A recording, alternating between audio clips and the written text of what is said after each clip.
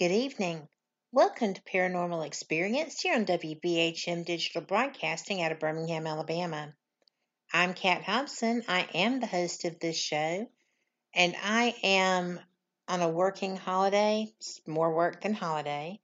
So I picked one of my favorite people for you to be able to enjoy. This is an interview with Rick McCallum, who is the founder of the Hollywood Ghost Hunters. He's a stuntman. He's a stunt coordinator. He's a brilliant actor. His IMDb is amazing. He is just really fantastic. And he is one of the best people I know.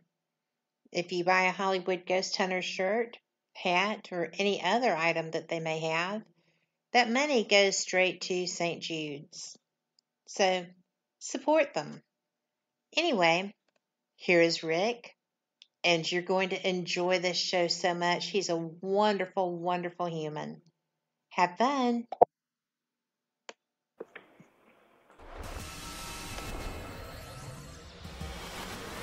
You are listening to WBHM Digital Broadcasting, Birmingham, Alabama.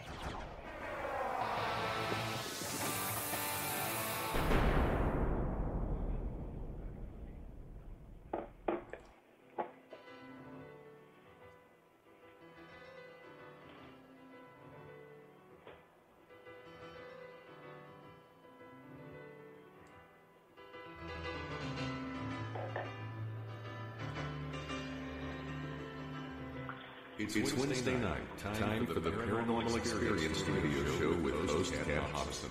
Kick back, relax, and get ready to learn. Welcome to the show. Now, here's Kat.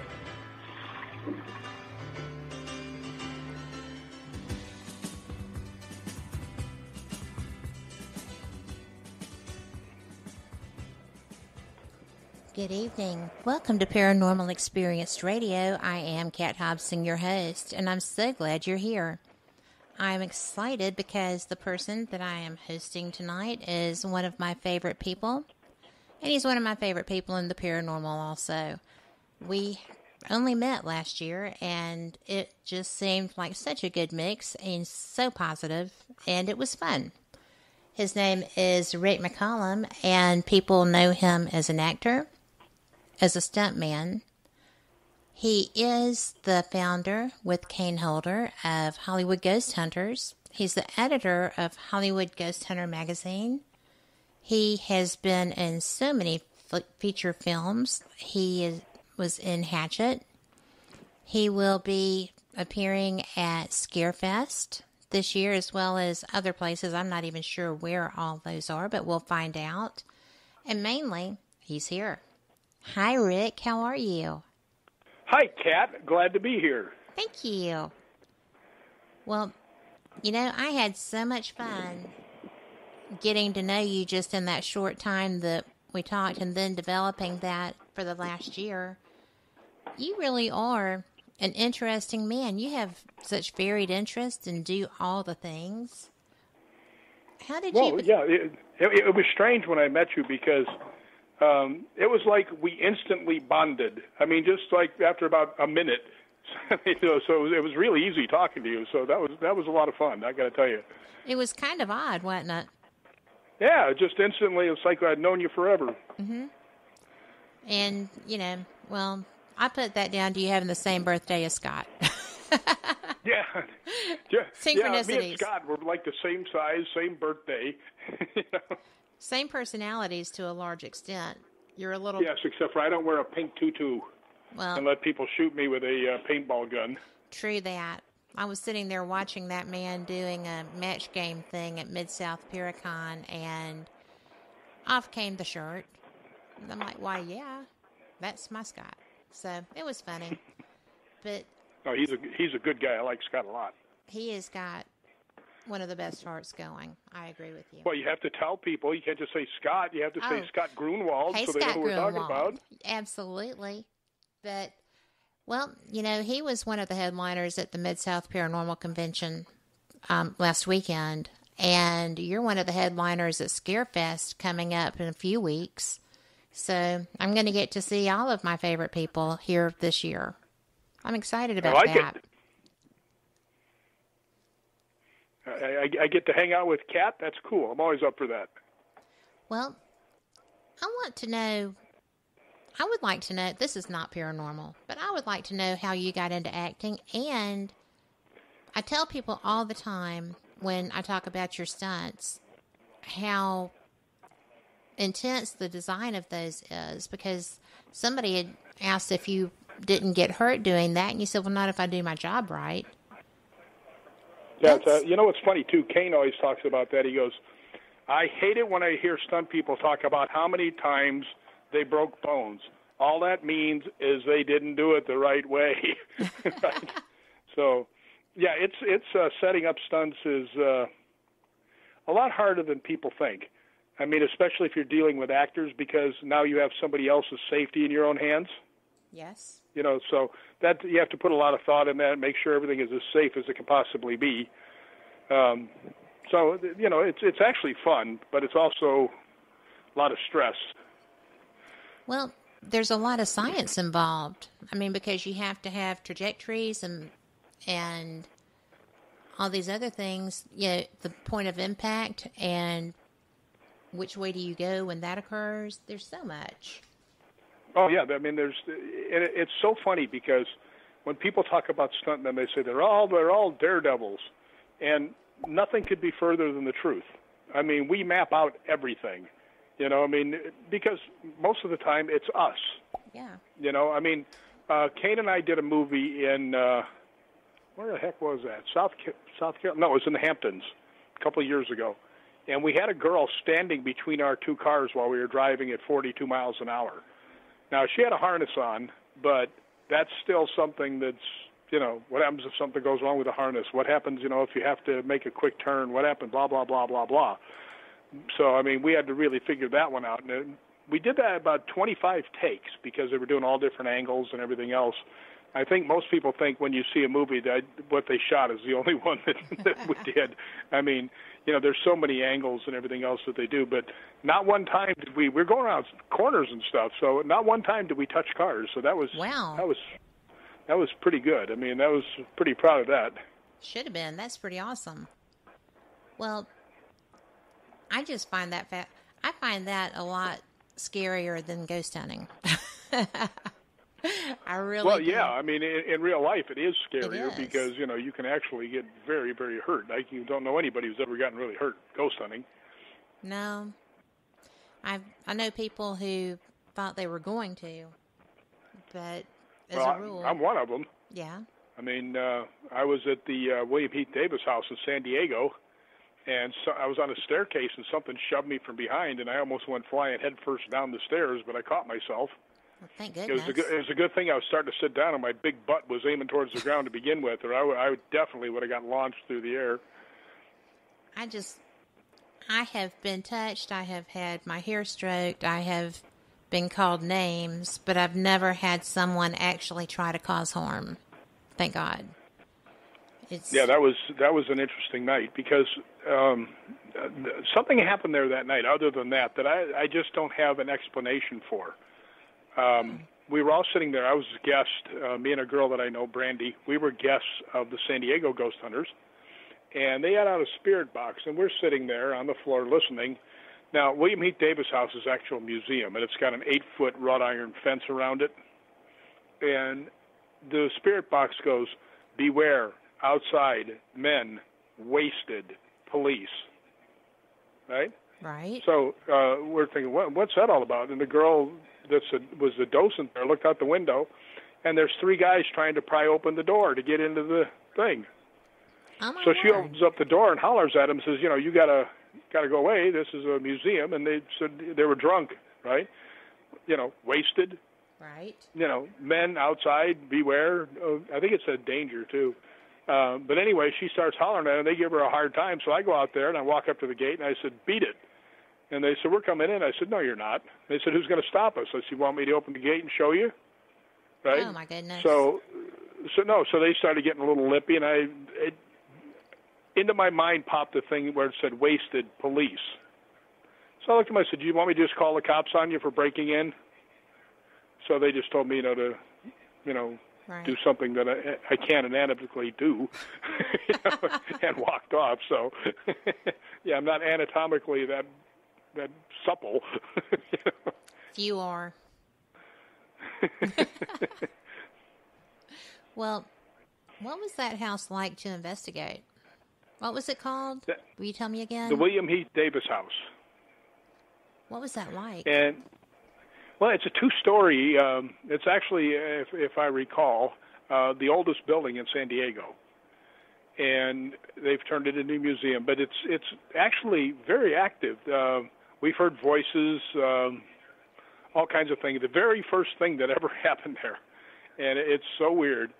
I walk in the door, and the girl Maritza, who was the person who invited me, is standing there, and she goes, "Oh, I just saw a shadow go in the back room." I said, "Let's go." So I take off down the hallway, and I go in there.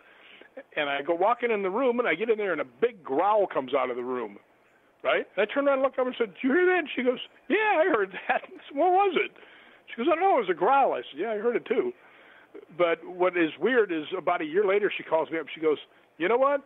The guy that first thing here had a huge dog that always used to sleep outside that was kind of famous." And I said, "Oh, okay, well, that might be it, because something sure as hell didn't want me going in there." Wow, definitely. Yeah. Well, when I was out there, I wanted so much to go and investigate all the things, and I didn't really have time because, transit times. But is that the best place for investigation that you have found in that area? Whaley House was pretty good. That's a pretty actually a world famous haunted thing in San Diego. That was pretty good. In that area, yeah, I would say that would be the 2 best. There's other areas up in LA that are, that are really good. The Omen House, for one. Yeah. I have not had a chance to interview David, but I have heard him interviewed, and that just to me sounds like there's so much evil still lurking in that. I've been there many, many times ghost hunting. Did you feel that way? I don't get an evil vibe off of the place. I get an active vibe. I mean, his hallway on his second floor, every time I go there, I just take my night vision camera and set it on the ground and let it run, and I always catch something in the hall.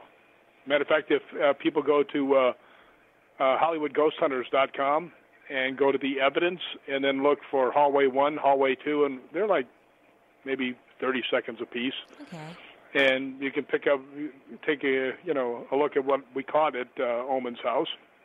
Judge for yourself what it actually is.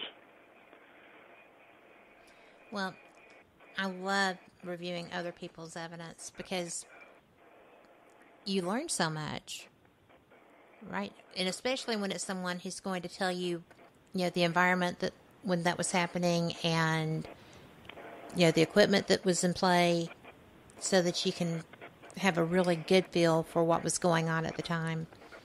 And well, sorry, go ahead. No, that's okay. Go ahead.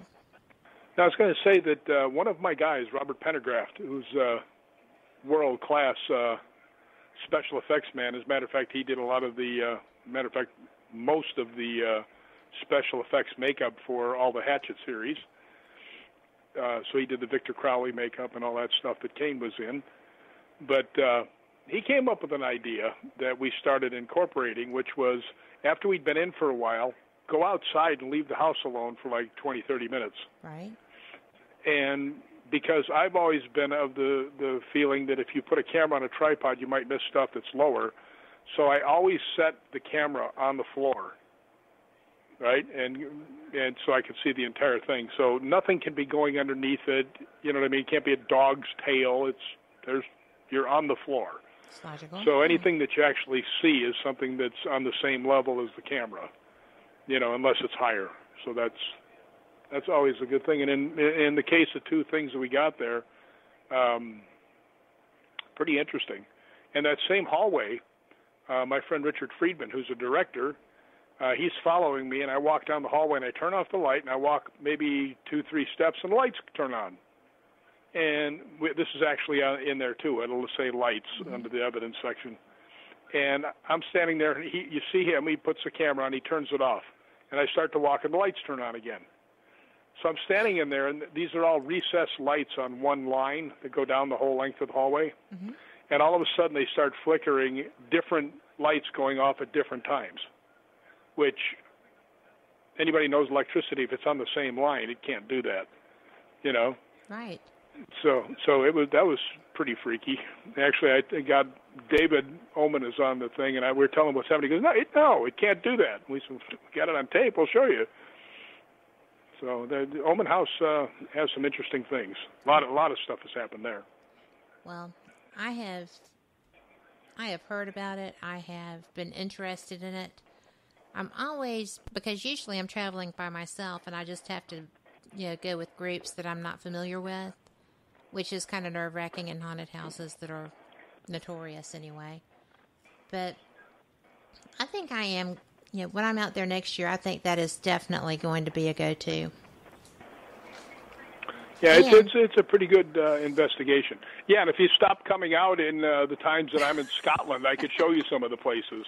Well, I'll talk to the WSOP and see if they can fix that. Yeah, I mean, come on, what's more important, me or the World Series of Poker? Well, to me, that's an easy answer. Yeah, I would think so. I mean, you, right? What did you call it again? Hubby? The hubby daycare. Hubby daycare. Yes. What a great line. Well, it is, and he loves it, and he's really, really good at it. Now that he's learned that you can't apply chess strategy to it, he's a chess master. So when he started playing poker, he tried to play it logically, which was great, until you throw in chance and luck. And that took a little while to adjust to, because he's very methodical. Yeah. And Kane, the guy that's my co-founder, the guy that played Right. Jason Voorhees in the Friday the 13th movies, and he played Victor Crowley in all the Hatchet movies, he actually plays in a lot of those big tournaments too. Well, you had told me that. Does he do well in them? He's done pretty well in several. Does he like? But I think Kane just scares everybody else when he plays. They just want to leave, don't they? Everybody just throws their stuff in the pot and leaves. And it's so funny. I guess because, I'm going to step out on a limb here. Most people who know me know it, but I'm an empath as well as a few other things, and I can't watch horror. It just blows me out of the water. I can, if the actors are good, it blows me out of the water. Because they're selling the emotion and stuff. If it's not good acting, then it's kind of like a cheese factory, right? But well, go ahead. Didn't mean to interrupt there. That's okay. I interrupted you probably, but it's very difficult to watch gore and actual, horrified people when you feel all of those things. Sometimes it's weird, and that's all I was going to say. What were you going to say? Well, I was going to say what's really strange is I've probably been in 50 horror movies. Yes. And I don't watch them. I'm the same way. I don't like seeing people get hurt. It bothers me. Right. So I mean, I've seen a few. I've seen I knew Kane was going to be in, the new Jason, so naturally I had to go watch that when it first came out. And well, sure. I've seen all four of the Hatchets, and I worked on all four of them, so I had to watch those. They're pretty good. Adam Green, who directed them, has got a pretty good feel for things. So, I mean, he did put out some pretty good product there. Well, it is all about the production, right? Yeah, it's actually making the, more look like you had more money to spend than you actually did. So you get more production value for your bucks, and he's a master at that. Cool. Well, you have to appreciate the craft of that. Just because. Yeah. It's funny because you meet people in the movie business, and some of them just do it for the money, but then you meet people that really have the passion for it, and Adam Green is definitely one of those guys. Right. So, I mean, I think when you have the passion for it, you turn out a better product. I just, that's the way I feel about it anyway. Well, anything that you love, you do better. You'd think so.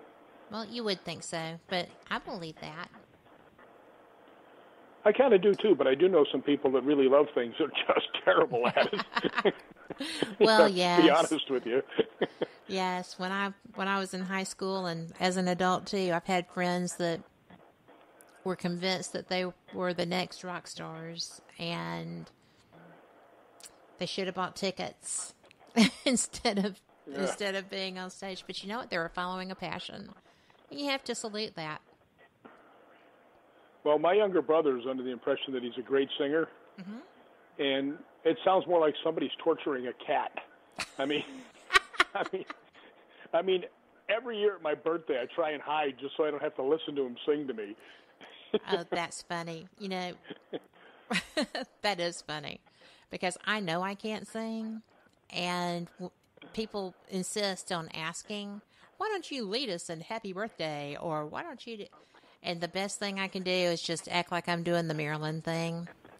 And then everybody just gets laughing, and they're not paying attention to the singing. It's all good. Yeah, besides that, when people sing Happy Birthday, it's not exactly, the Mormon Tabernacle Choir. I mean, they all pretty much stink. Yeah, I know, right? And that's what makes it fun, though. If you're all equally bad, then you're all having an equally good time. And then you have the one person that really is a gifted singer going, oh, my word. Oh, I hate those people. The ones that, they're singing Happy Birthday and they're like doing an aria in the back. Oh, it's like, knock it off already. I know. It's just like, I just shut up and listen. Yeah, that's all I can do. Well, will you just quit? Well, yeah. Well, when you started Hollywood Ghost Hunters, everything that I read said that based on your past experiences and Kane's past experiences, you both had an interest in the paranormal, so you created this group so that other people in your industry could, you had equal interests, and it just kind of became a thing. So what were your past experiences that made you decide to do that? Or some of them? Oh, I can't even begin to recount them all. I mean, my very first one, like I'm 150 years old now. My first one was when I was 13 years old. And I'll relay it. My grandfather had gotten killed in a accident. Oh, I'm sorry. And we took him from Chicago down to Paducah, Kentucky, where he wanted to be buried. So we went on a train, my mom and I. And we got there, and the funeral home picked up, the casket to take it, for the funeral and for the burial. But because it had happened so quickly, we didn't have a hotel room or anything, so we went to the closest one to where the graveyard was, because we planned to go do that and then just leave. Right. And it was an older building, and we got in there, and the guy says, well, I'm sorry, I only have one room left, and it's haunted. Ooh. Well, I'm 13 years old. That's like getting the golden ticket to Disneyland. Right. Woo, woohoo, haunted house, So we go up into this place, my mom and I, and it's room's about 20 feet across, and it's got a wooden floor, and both of the beds are on rollers, and they're on opposite walls. And we both went to bed because, it's been a long trip, and in the middle of the night, I hear her scream, and I look up and I see her bed, going really fast across the floor towards me. Oh, my gosh. And then I realized that my bed is going towards her. And we actually slammed together in the middle of the room. Now, that was enough to freak us out, but my mother was, very, very intelligent, and we immediately set about trying to debunk the whole thing long before anybody even had ever heard the word debunked. Mm-hmm. So what we did is we got a glass and put it on its side to see if it would roll, like if the floor was warped. It wouldn't move at all. So we got the beds and tried pushing them, down the thing, and if you shoved them as hard as you could, they'd go like 3 feet. Mm-hmm. So, these things just went flying about 10 feet each to where we smacked into each other. So, we thought maybe trucks had made the vibrations made something move or something, but we couldn't even push them. So, I mean, there's no way vibration made it. So that really got my curiosity. That is fascinating. But you know what? I'll let us go late for a break. So we're going to be back in 3 minutes with Rick McCallum and more experiences.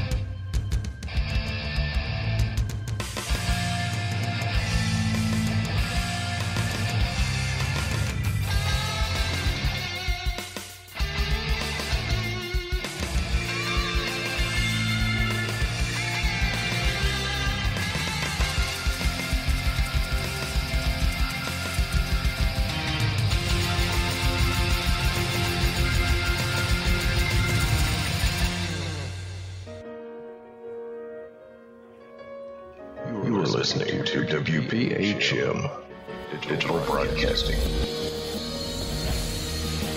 The best in paranormal talk radio.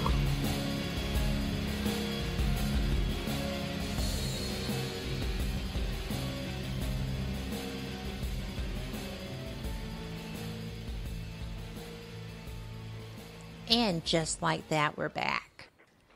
You still with me, Rick? I certainly am. I'm so excited about that. Thank you for being here, by the way. So, well, you know me. I'm always happy to come on your show. Well, I'm always happy to have you. I didn't want to have Still, you. Well, that works out. I know, right? Synchronicity. I actually went for some time without having a guest because I was trying to get the sound and production side of this going well. It took a little while, but here we are, and I'm just thrilled. I really am. Me too. You know, we had talked about, me going to California when you're off to Scotland and stuff. You spent a good bit of time out there, didn't you? Yeah, I go every year for a month to Scotland. I mean, if you're into ghost hunting, I mean, I'm pretty much convinced that every place in Scotland is haunted. They have such history, it would be hard for them not to be.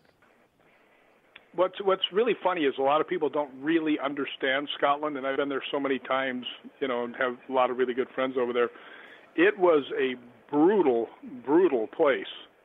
I mean, torture and wars, and I mean, unbelievable savagery, which is really weird because the Scottish people are like the nicest people I've ever met. So, I mean, it's a whole dichotomy, the whole thing. But fantastic place, but there's so much things.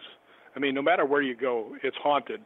And the absolutely thing, I'll show you that I've been to Scotland. The lovely thing they've got over there is that if you have an abandoned castle or anything, you want to go ghost hunting, you don't have to call the police. You don't have to have an insurance waiver. You don't have to pay somebody to go in. You just go in, and then nobody bothers you. And if you fall down and you want to sue somebody, the judge goes, well, you're banging around in the middle of a dark castle. What do you expect, you dumbass? Move along. There you go. So a little more realism and a lot less victimization then. Mm-hmm. Or living as a victim, not victimizing. But, yeah, they're more into being grown-ups over there. Yes, we have someone in chat who says that she is still waiting on a signed photo of you in a kilt. So, well, it's because I'm allergic to wool.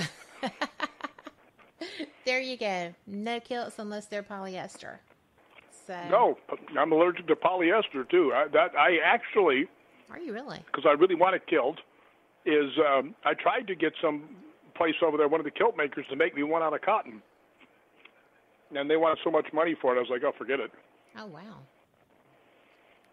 Well, there's probably a lot more sheep there for the wool than there are cotton fields. Yeah. Yes, I would say so. I would say, and it's a shame because I've got really nice legs. So you do have nice legs, except for all the scars in it. I look like I've been in a chainsaw fight and lost. Well, yeah, look who you run with, dude. So.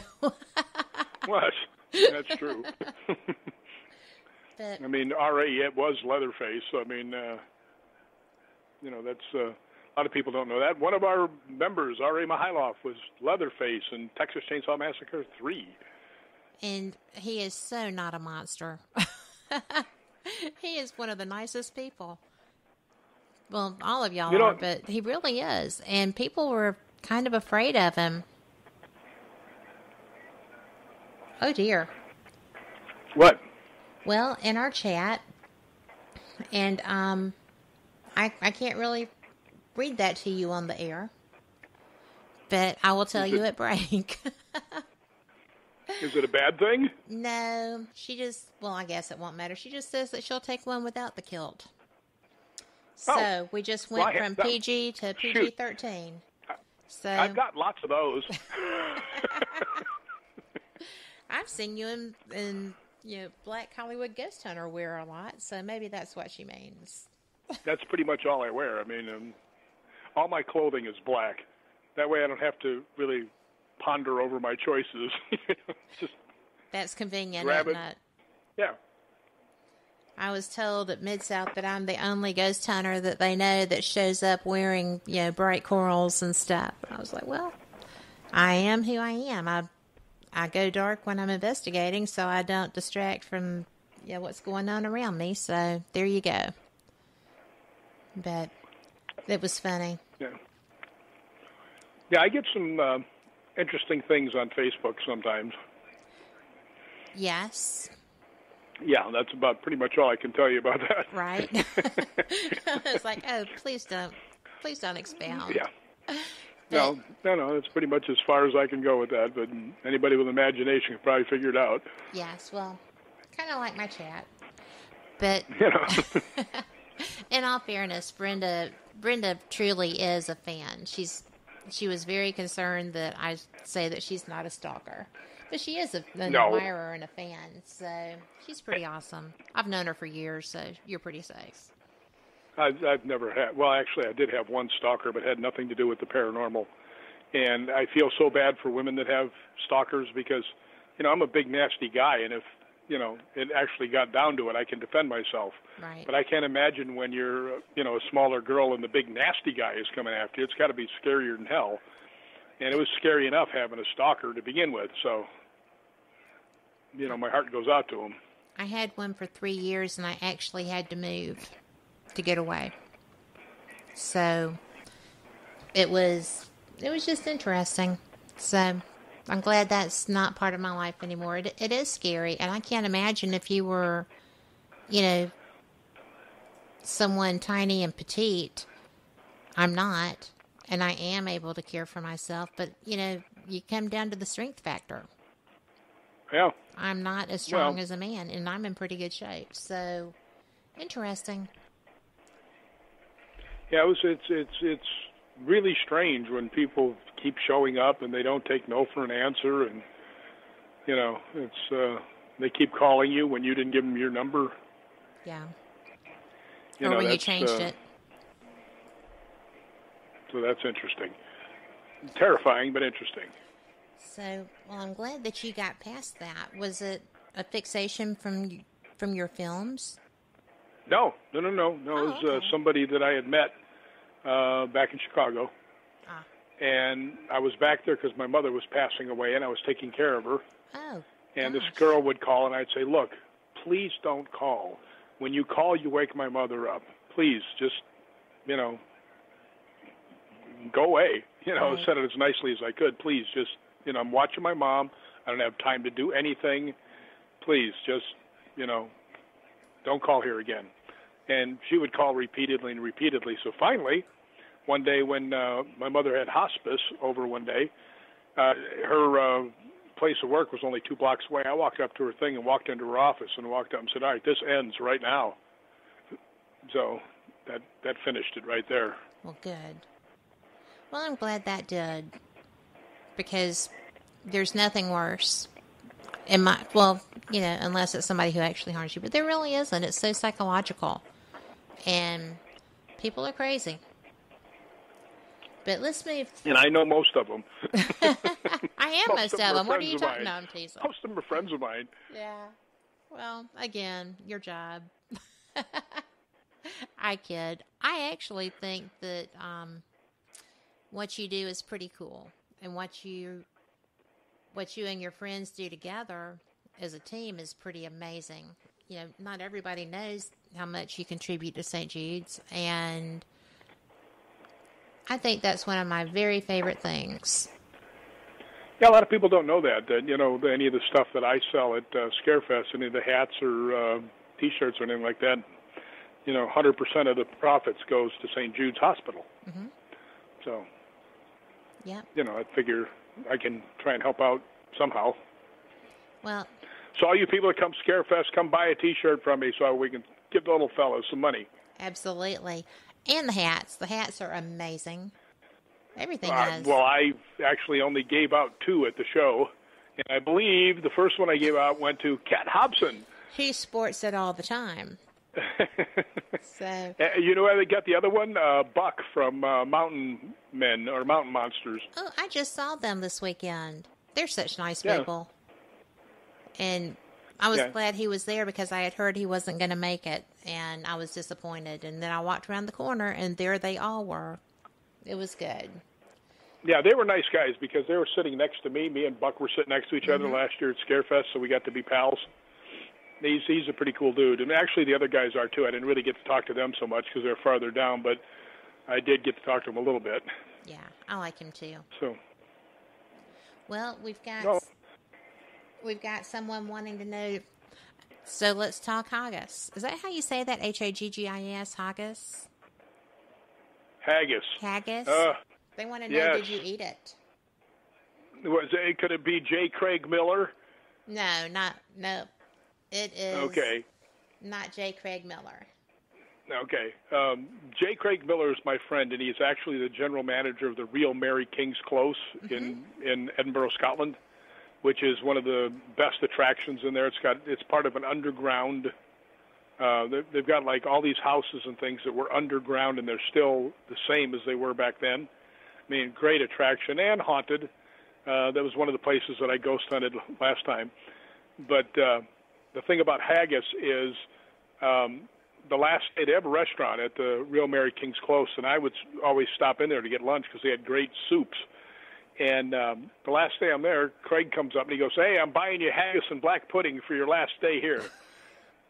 So I ate it, and I got to tell you, I don't know how, I don't know when, but I'm going to get him back for that because that stuff sucks. Turnabout's fair play. Get him over here and give him beef liver. Somebody asked me what haggis tastes like. I said it tastes like dirt with extra dirt on it. It was like, yuck. It was awful. Well, what about the blood pudding? Did you say blood pudding? Black pudding. Black pudding. And that one, I'm so used to, regular pudding that my grandma used to make, the Jell-O pudding. Right. This was not that. Okay. Yeah, I was not pleased with either one of them. Well, there are regional things here that you can share with him if you can get him here. Yeah, I'll dig something up. Yeah, you will. I have no doubt of that. Well, I am brave and fierce when it comes to foods. I'll try just about anything, but I would never ever try that. I don't think. I've never heard anyone have a positive experience with it. Yeah, it was not good. But I will say though, a really good experience I had this last time. I've been guests of several groups over there. Premier Paranormal, that's Brian Harley and Anne-Marie McManus, and then Anubis Paranormal from England, and that's Mandy Fellows, Ed Fellows, and Gary Fields, and a bunch of other people, Gary Hughill, a whole bunch of people. I've been guests with them before, and then I was lucky enough to meet the guys from Scottish Paranormal. And that's Greg Stewart and Kyle Stewart and Allie Reed and Ryan O'Neill. Not that Ryan O'Neill, but Ryan O'Neill. Right. And they took me all around St. Andrews. I mean, we walked all around the whole city. We spent the entire day and night ghost hunting. They took me all over the place. And that wasn't easy because I'd hurt my leg in a forest earlier and was actually limping everywhere we went. But we still made it miles and miles, and it was a heck of a lot of fun. So fortunately, J. Craig Miller had told me that if I wanted to have a ghost hunt at his place, that I could invite some people. So I thought it'd be real cool to get all the groups together. So there was Premier Paranormal, myself, Scottish Paranormal, and Anubis of England. And we all ghost hunted the real Mary King's Close together, which was really good because a lot of groups have been fighting, each other. Right. And it was kind of nice to have all the groups together and get along. And not any of these groups weren't fighting with each other. That's not what I'm getting at. I'm just talking about it seems like groups are always bickering back and forth, So it was real nice to have a good hunt with a whole bunch of nice people and actually a ton of activity in that place. Well, it's supposed to be. When I was researching for this show, I was really surprised. I mean, it's like they just kept building on top of this place, and more places wound up underground, and the hauntings appeared to be getting more frequent. Did you find that to be the case there? Yeah. Yeah, the case, the interesting thing there is I had been down there before where just Craig and I had gone down for about, 45 minutes one night. And we were standing in one room, and I could hear, not footsteps, but shuffling footsteps, on the wood. Mm-hmm. But that was pretty much all that happened. But when we were down there with these other people, I mean, this place just blew up. I mean, it was unbelievable how much stuff was happening. The K2 meters were going off like crazy. We were standing in one room, and the four of us are standing there, and I start hearing something, and I'm just looking at their faces to see if they're hearing it too. And then you kind of see them start to realize there's a noise, and you can see them looking around and stuff. I said, "You guys hear something?" And they said, "Yeah." I said, "What's it sound like to you?" And everybody said the same thing. Goes, "It sounds like a heartbeat." And it was like, boom, boom, boom, boom. Wow. Just like a heartbeat. And later on, the other people said, "Yeah, well, we were down there. We thought we heard a heartbeat." We hadn't told them because we split up into the different spots inside the close. So while we were down there, also we heard, real heavy footsteps above us, and there's nobody else in the building. It's completely locked off, and we know where everybody is. Right. So I looked outside to see if there was any way, not outside, but down the hallway and stuff, to see if there's any way there could be something walking that could be transferring the sound. You know how that happens in some places. But, I mean, this is all hard brick and rock and everything else, so it's not transferring anything. And then later on, a whole bunch of us were down there, and we heard very heavy running above us. I mean, it sounded like, the Olympics, like, the 100-yard dash. I mean, and more than one person running, like boom, boom, boom, boom, boom, boom, boom above us. So it was it was really active. That's really something else. And yeah, there was so much that happened there. It was one of the things. Now Craig Miller's been down there so many times because he has to go down there at night to close up, or one of the other people does.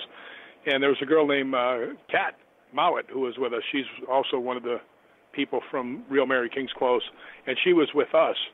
And I would ask her, I said, "Have you ever heard that down here before?" She'd go, "No."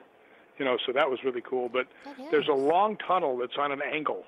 I don't know if you've ever seen it, like a long hallway, and it's real steep. And we're standing out there towards the end of the night, and we look, and we see this one door up ahead of us on the side start moving, like jiggling, like someone's trying to open it, and it's locked. And we all look over, and Craig goes, "That can't happen. It's locked. There's nobody else here in the building." So, I mean, it was a very interesting night. All kinds of things happened there. Well, it certainly doesn't sound like there was any risk of being bored or falling asleep in your investigation. That's wild. But yeah, no, it really blew up. I mean, you go sometimes and you sit there in the dark and you sit there and you're trying not to fall asleep, and this was not the case. I mean, pretty much everywhere you went, something was going on. Well, I love that. I love these things anyway, but that is so amazing. We have to go to break. I'm sorry. It's going to be 2 minutes, and we will be right back.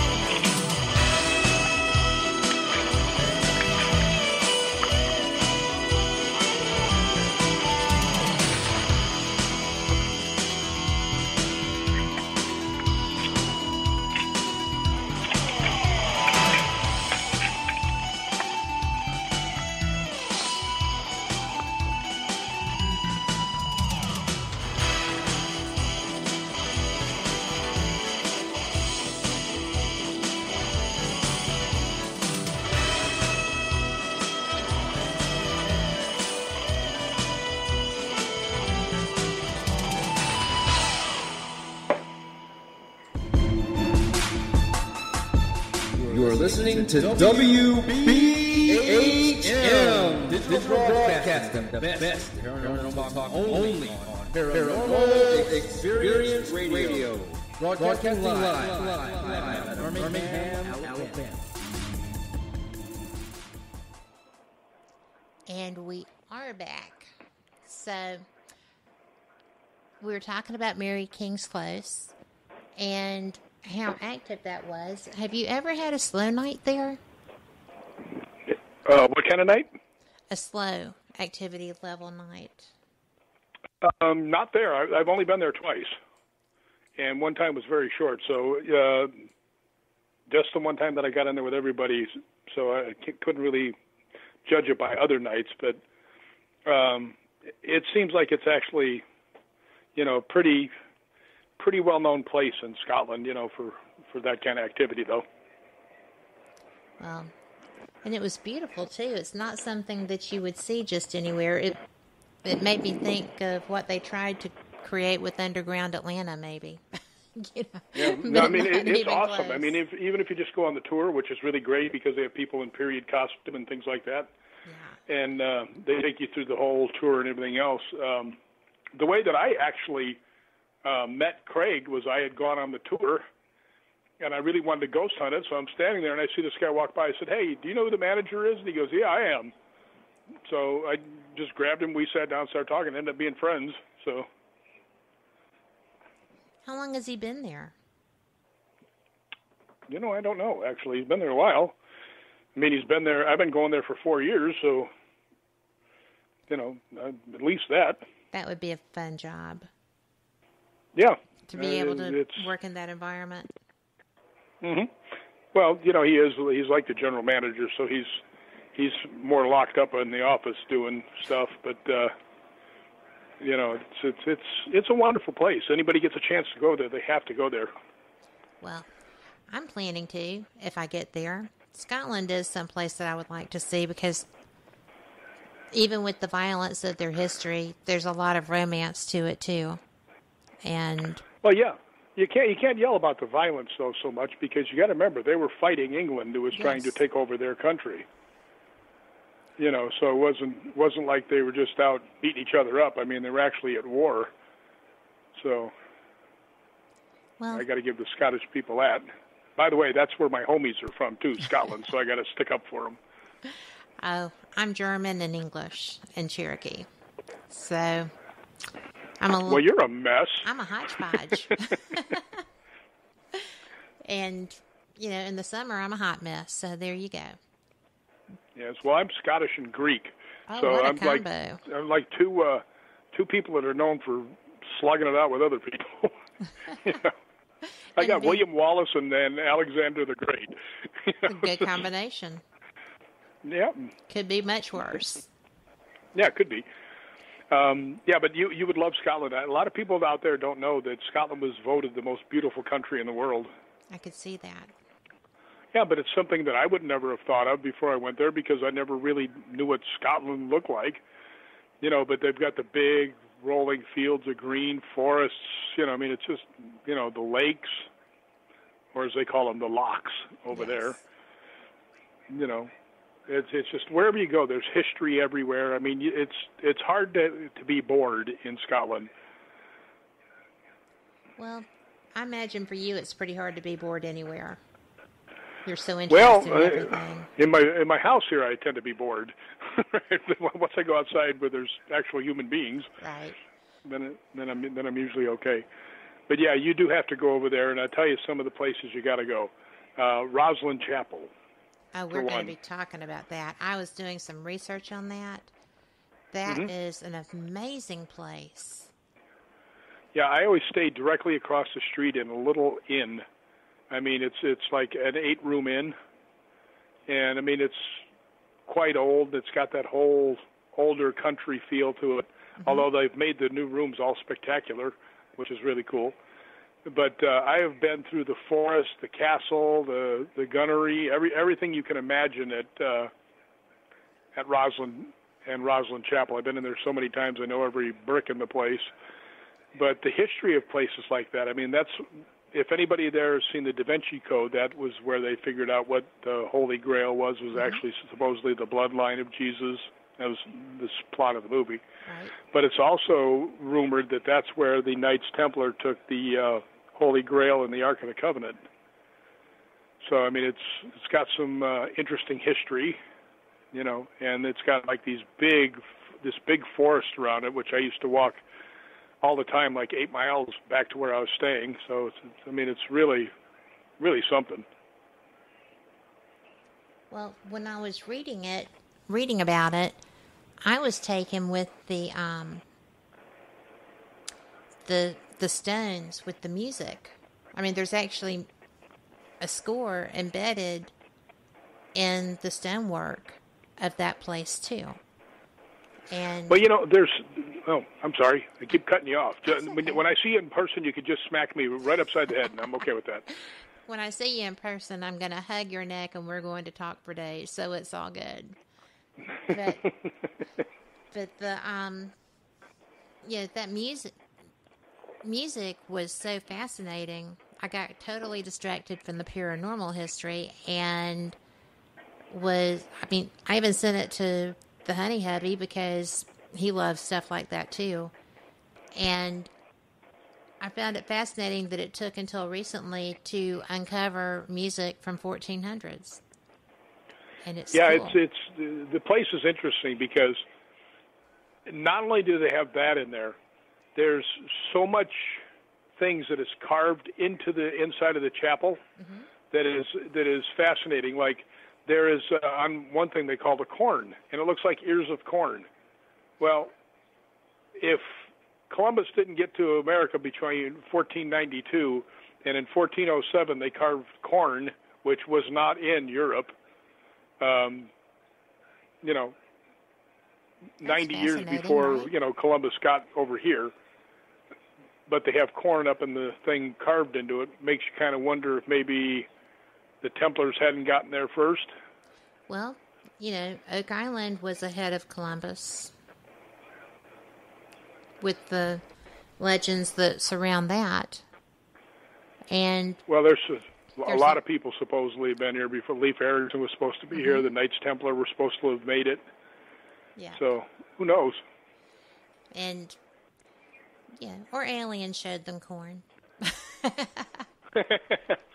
Right? I have friends that would say that was definitely the way that went. And I just find it interesting that you are so taken with that, because you go, or you can go everywhere and do everything, and yet Scotland is such a draw for you. I mean, it just pulls you. It's funny. I think I belong there. I think so, too. I don't know why. I don't know if I died there in my last life or I'm supposed to die there in this one, but I'm very comfortable when I'm there. I'm at peace. I just walk around and everything is right with the world. And then I must walk over 10 miles every single day when I'm there, because I just love walking around and looking at everything, and just my natural curiosity gets me, and then I'm always trying to find another place to sneak in and ghost hunt. Yes. So, and I've been to quite a few places that were, really cool. I just find that amazing and really neat, because I don't know, when you can find some place where your soul's at peace, it's just nice. And you have. Oh, Daniel in chat wants to know if you've been to Aberdeen. You know what? It's funny. I have not, and that's the first place I want to go next time I go. So that's going to be a whole new adventure. Yeah, no, I'm looking forward to going to Aberdeen. I had looked into the trains to get up to Aberdeen and how long it would take and how much it would cost and everything else, and I really wanted to go, but because I'd injured my leg, right. I kind of had to, not do some of the stuff that I wanted to do. Yeah. Because it would just, I really hurt my leg pretty bad. So, I was really limping everywhere. I actually went out and got a cane, which I used for a couple days, but I found out I limped better without the cane. Aberdeen is definitely on my list. What is the draw with Aberdeen? Well, Aberdeen's just another city. It's up farther north. Real pretty. It's funny. All the places that you would go are so much prettier than you would think they are. Because you just think, well, Edinburgh, just a big industrial city, but it's one of the prettiest places I've ever seen. Fortunately, I've made friends with people at the Travel Lodge. Now, you wouldn't think the Travel Lodges be that upscale, and to be honest with you, it's really not.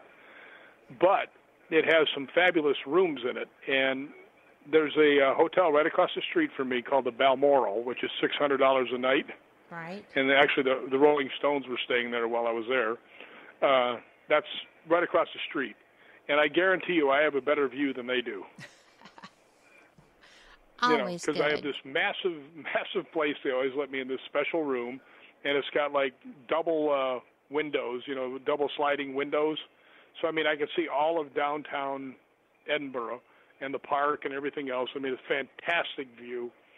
So, the one thing that I'm so happy about in my life, and I don't know why, but it appears to be my only superpower, is that people have a tendency to just be really nice to me. I don't know why, but I hope they keep it up. There's a reason for that, Rick. I'm nice to people, back, but I mean, they just, people just have a tendency to be really nice to me. So I'm, glad that that's my only superpower. Well, if you have to have one, that's the one to roll with. Yeah, I'll tell you. And, the Scottish people, by the way, are the nicest people on the planet. A couple of years ago, I got big-headed after my first trip and figured I got this all figured out. I got friends at the Chapel Guest House in Roslyn. I got friends at the Travel Lodge. And so I just set up for 3 days and figured I'd just pop around the country and then just stop into other places. Well, I was there the second day. I jumped on the bus and went out to Roslyn, and I went up to the Chapel Guest House. Said, "Yeah, I want to stay here the weekend." They said, "Oh, we're all full." I was like, "Wait a minute, you guys are never full." And they said, "You don't know what's going on?" I said, "No, what?" She goes, "Well, I just got off the master list for the hotel." She says, "There's not a hotel room between here and Glasgow." Oh no! And I was like, "Why? What's going on?" They said, "It's the European Rugby Championship." She says, "And everything's sold out." And I was like, "Oh, man." So I said, "Can you suggest any other place?" She goes, "Well, try this girl down the road, Carolyn." So I called her up, and she goes, "No, I'm sorry, we're all full up." And I went, dang it. And she goes, "What's wrong?" I said, "Well, I saved up all year to come here for 3 weeks." I said, "And I've been here 2 days, and it looks like, another couple of days, I'm going to have to get on a plane and go home." And she goes, "How long do you need a place?" And I said, "Well, how long is the rugby thing?" She goes, "About 10 days. I said, "Oh, about 10 days. So she laughed. She goes, "Let me call you back." So she calls me back. And, I mean, this astonishes me, stuns me right to the base of my soul with this. She calls me back, and she says, "Look, I don't know if you'd be interested in this, but me mum is going to England to visit her sister for 2 weeks, and she said you can use her house." Is that not astounding? I said, "Carolyn, neither one of you have ever met me. Why would you let me stay in your mother's house?" I said, "By the way, how much does she want for that?" She goes, "Oh, don't you dare offer her money. She'll get mad." I'm like, wait a minute. What? Right. I was just totally thrown off guard. And I actually stayed in her house for like 12 days. And I said, "Why you let me stay there?" She goes, "Well, we can tell you're a good person." She says, "Besides that, it's nice having somebody be in there." She says, "We have, burglaries and stuff." So I ended up staying in her house for 12 days. How lovely. Actually, Isabel, her name is, the lady that let me stay in the house, and her daughter, Carolyn. Mm-hmm. Carolyn and her husband have an inn, which is how I, talked to them in the first place. And I always go stay at the inn for a few days, take them out to dinner and stuff like that. They're, they're good friends of mine now. I imagine so. You know what? This is the top of the hour break, and we're not going to go 5 minutes. We are going to go about 2.5. So, sorry to do this to you. I know y'all are fascinated, but got to follow a few rules every now and then in life, and we will be back in 2.5 minutes.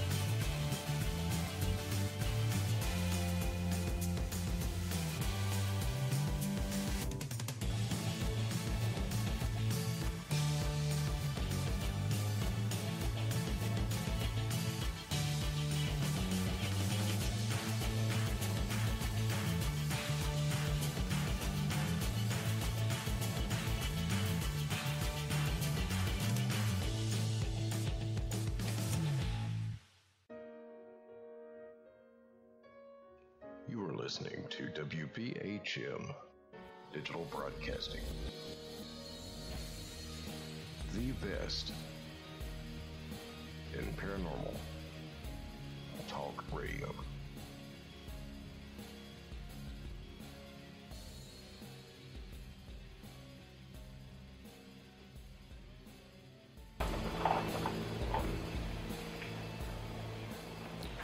And we are back. Welcome to the second hour of Paranormal Experienced Radio. I am with my guest, Rick McCallum, who is making sure that his phone is functioning properly. And it seems to be. Perfect. And we are talking about his experiences while he was in Scotland for a month.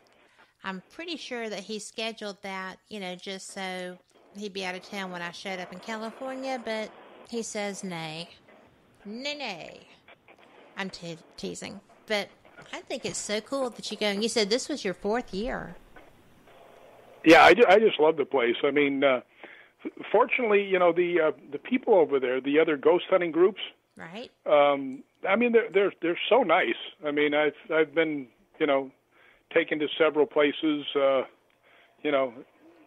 I mean, they're just real open, nice people. I got to Scottish Paranormal, the ones that took me around all of St. Andrews, which is fascinating too. That's the home of golf, so that's always really cool. But we went out to the cathedral and the graveyard and all that stuff, which was great. And then we went up the coast to two different caves that were on the coast and ghost hunted through there. Then we ghost hunted in a kind of an inn, tavern in an inn. And then we went up to a place which was one of my favorites of the whole time, was called Balgony Castle. I saw that. And the thing that was so cool about this castle, we get there and I meet the laird of the castle, which is how they say lord of the castle, they say laird. So I met him, and this guy, if you called central casting for someone to be the lord of a castle in Scotland, this guy would show up. I mean, he was a big guy, he had long gray hair, long gray beard, was wearing a green cable knit sweater. He had on a kilt with the long socks, and he had a dog with him that was a half greyhound and half Irish wolfhound. And, I mean, and he's 88 years old. And one of the highlights of the whole thing was this guy. He was like the most fascinating guy I think I've met in years. Because when we got there, he started telling us that he showed us all this leather work up on the walls. I said, wow, that stuff is really cool. He goes, oh, I did that. I said, you did that? And he goes, it was really intricate. He goes, yeah. He says, matter of fact, when Scotland went to they had a competition for all this stuff, Scotland sent him, to represent them. But we're going along, and I see all these doors, and they're really carved, real intricate. And I said, man, those are nice. And he goes, yeah, I did that. I said, you did the leather work and you did this? And he goes, yeah, I did pretty much all the woodwork in here. This is a big castle. It's not like, a studio apartment, right? But I get to talking to him, and I had the feeling that we were getting to be buddies, because I was really interested in what he was talking about. And I think some people just kind of, when they go on the tour, they just, just go over that part and want to get right to the other stuff. But I was really interested in it. So finally he looks at me and he says, do you think your leg can get you up to the third floor? I said, yeah, stairs don't bother me. I said, it's just when I'm standing still on the concrete, it gets all knotted up. Right. So he goes, come on, I want to show you my private residence. And the guys that took me are all looking at it like, what? Because they'd never been up there. That's unheard of. Yeah, so we go up there, and this was exactly if you were going to design a private residence for the lord of a castle. We go in there, and it's all the hardwood floor, and it's got the big, oversized brown leather furniture, and it's all the gray stone, of a castle, and it has a huge fireplace. It's like 6 feet wide. I don't mean the out part, the inside of the thing. I mean, you could have burned half a forest in that thing. But the thing that was so cool, what this guy had done is he had taken pieces of wood and had painted the 31 other crests of the people who were lords of the castle before him. And they're like 2 foot by 2 foot. and put them in the ceiling. So there's 31 of these tiles in the ceiling. Oh, my gosh. And then he painted the names on the beams that ran across. I mean, fantastic. And I was like, man, this guy is so cool. You know, so No doubt. I wanted to adopt him, you know.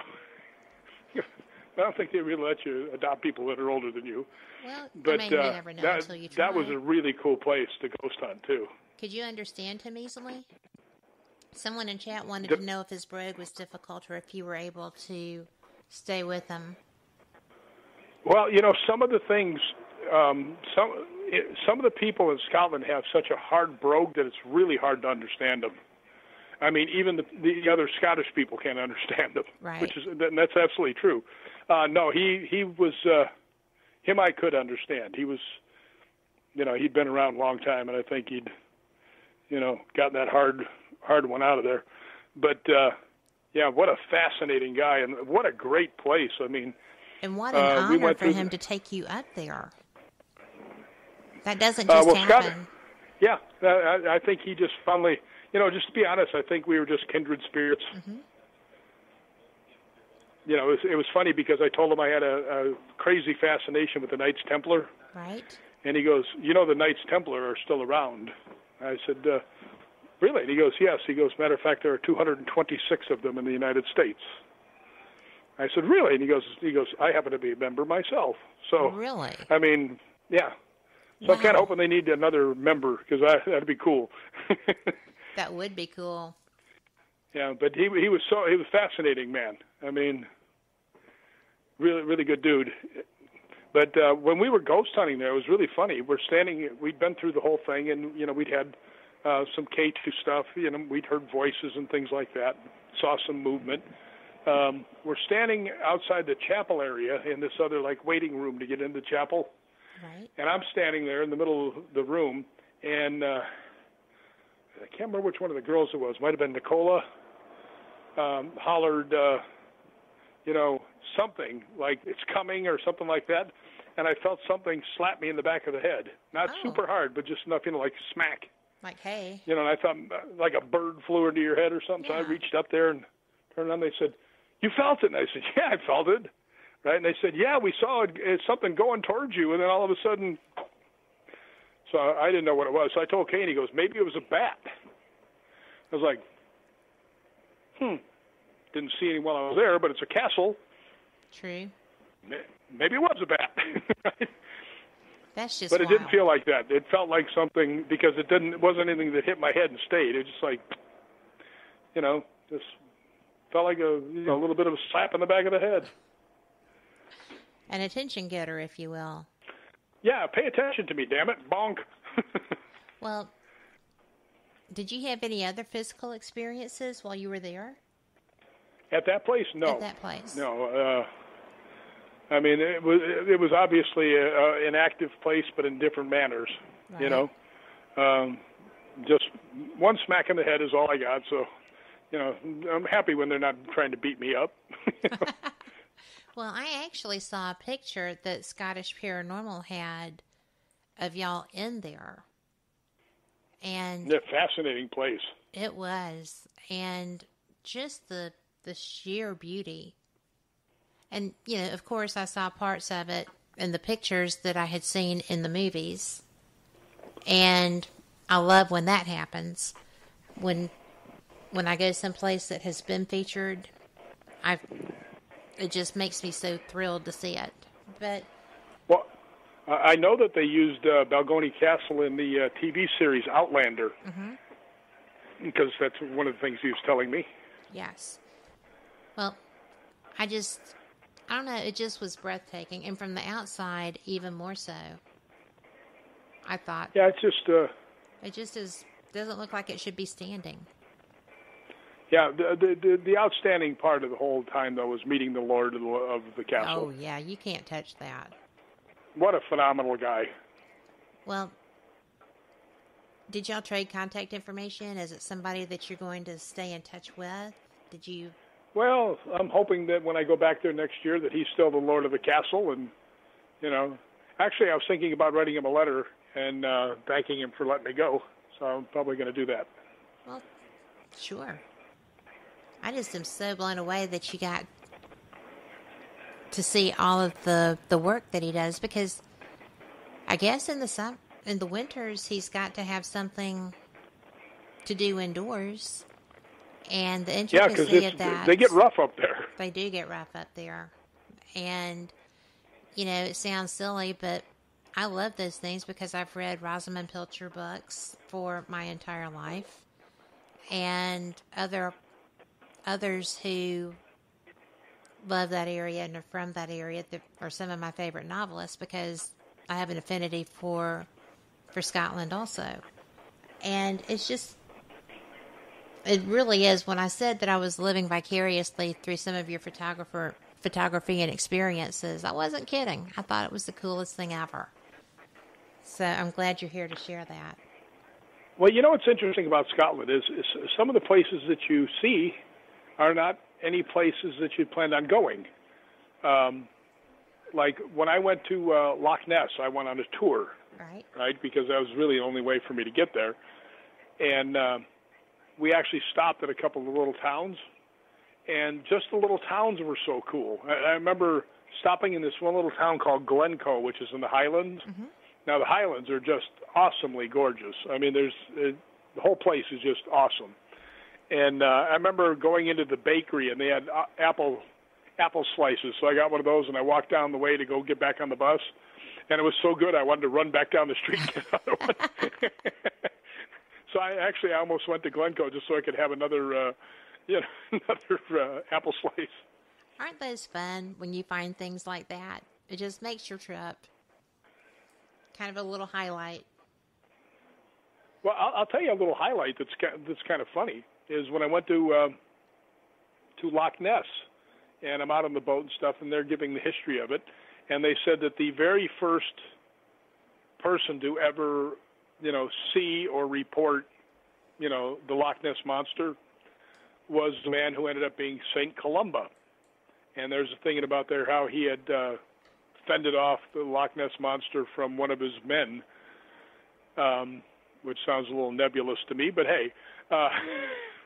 But the thing that was so funny is that our family name is derived from St. Columba. Really? Yeah, so that's where McCallum comes from. It comes from the Columba part. That's too cool. Yeah, so I'm actually related to the person who was the first sighter of Nessie. Well, did you see Nessie? I didn't see Nessie at all. I didn't even see a fish. Oh, well, but that's another place that is nothing like you think it is. Why? I mean, it's a nice little town. It's actually kind of a touristy in a little bit of places, but it's just it's almost like seeing the places in Maine, the little harbor towns. Mm-hmm. Just like that. And then you go out on the boat, and they drive you around Loch Ness for a little bit, show you some of the boats that have sunk and the stuff on the side. The couple of the different castles and things. Fascinating place. Well, that would be fun. So, that's what I'm saying. Anybody that goes, and if you don't just, keep your eyes closed and just look around, I mean, I guarantee you'll have an awesome time if you're interested in the history of places. And I don't mean sitting there about the dates, but I'm just, when they say, I'll give you, for instance, when I was down in Roslyn, they said, oh, by the way, have you seen William Wallace's cave? Well, William Wallace, Braveheart? The Braveheart dude, Mel Gibson? They said, yeah, he used to have a cave here inside Roslyn Forest where he would hide when the British were chasing him. I said, I want to see that. And they said, well, you can't get there. It had a mudslide. And so I was kind of bummed out. Totally. And then Premier Paranormal guy, Brian Harley, he came over to pick me up so we could go out to Hales Castle one night. So me and him and this girl, Carol Ann Hospira, I said, yeah, I really wanted to go to William Wallace's cave, but you can't get there. He said, sure you can. And I said, really? He goes, yeah. He says, you got to be able to go through this guy's property. And I said, oh. And he goes, well, you got to have permission. I said, oh, okay. And he goes, but I have permission. Let's go. Oh, get out. So he took me right to the caves, and we went down in there. And I mean, just being able to be in the same cave that William Wallace would be hiding in with the British storming all over Roslyn looking for him, was just awesome. That's goosebumpy stuff. That is awesome. Do guys get goosebumps when they experience things like that? Because I do. I think it's so cool. You know, I just stand there in awe sometimes, Yes. just imagining a little fire in there, and he's in this cold cave, which was bigger than you might think. It was probably about 500 square feet, Wow, bigger than you'd think. That's quite a cave. But it was in the face of a cliff, so it was almost impossible to see. The people that were chasing him would be standing on top of the cliff looking out into the forest from up there, and he was right below them because you couldn't see the entrance from up above. Oh, wow. So he'd be in the cave right underneath them while they were all looking for him. The only way they ever got William Wallace is one of his friends ratted him out. Well, that's just not cool. At all. No, it's not. Yeah, but you know the really weird thing about William Wallace? Tell me. I mean, he's like their second biggest hero behind Robert the Bruce, right, in Scotland, and they will all tell you nobody knows what he looks like. Really? Now, how that is possible, I don't know. I mean, they had his head on a post for a month. I mean, somebody had to know what he looked like. Well, right? That would be a rather upsetting depiction, though. But there were never any portraits or anything? No, they all say nobody knows what he looks like. And I've heard different places, and I've actually overheard different things. Like I'd gone to a couple other castles, and they had a bust of William Wallace. I said, I thought nobody knows what he looks like. And the guy goes, yeah, this is just what they figured he looked like. He says, there's no descriptions of William Wallace anywhere. Oh, my gosh. But if you go to the William Wallace Monument and you see his sword, right, they figured out for a guy to be able to heft his sword and actually use that sword in battle, he had to be close to 7 feet tall. So he was a giant. Yeah, and Mel Gibson isn't. No, not even close. So that's kind of what they thought. But, you never know. You don't. But...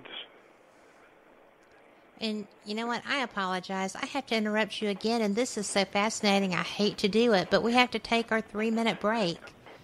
And we will be right back. And next week, or the next shows, we're going to have some interesting advertisements up here, so y'all will enjoy those as much as the music. We'll be right back.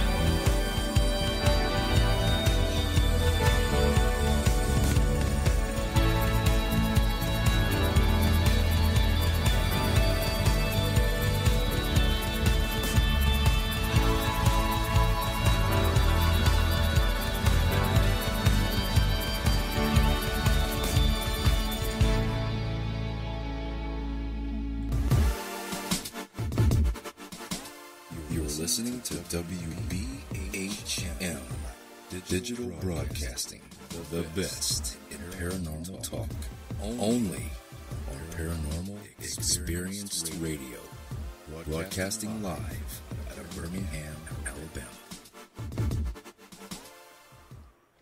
We are back, and I have to tell you that song, which is called Time of Your Life, is actually the one that I chair dance to the most. Welcome back, Rick. I am so sorry to have to stop you. I could just talk to you for days, and yet they insist on these breaks. But thanks again for being here. We have all kinds of comments about William the Bruce. Oh my God, William Wallace and Robert the Bruce. And we have people in chat whose ancestors actually fought in those battles of England with them. So, well, I'll tell you a funny story about that Battle of England and all that stuff. Is right in Roslyn, about a mile from where I stay, there's a monument to the Battle of Roslyn of 1303. And it's actually thought to be one of the very first battles that William Wallace actually brought his men into. And it was 30,000 English against 8,000 Scotsmen, and the Scotsmen routed them by, instead of taking them on head on and coming at them from different angles. Mm-hmm. And they actually won that battle. But here's the interesting thing. I decided that I would walk down there at night and go out into the field, because there's quite a few deaths in that field, right. Huge battle, with my K2 and my night vision and my thermal to see what I could pick up.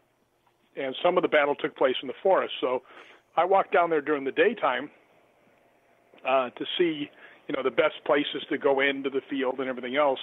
And I'm walking through the forest, and as I walked over a hill, I hit some mud, and my foot went flying out from under me. Oh, dear. And my other leg got stuck behind me, and I fell back right on top of my leg and just crunched my knee all the way closed.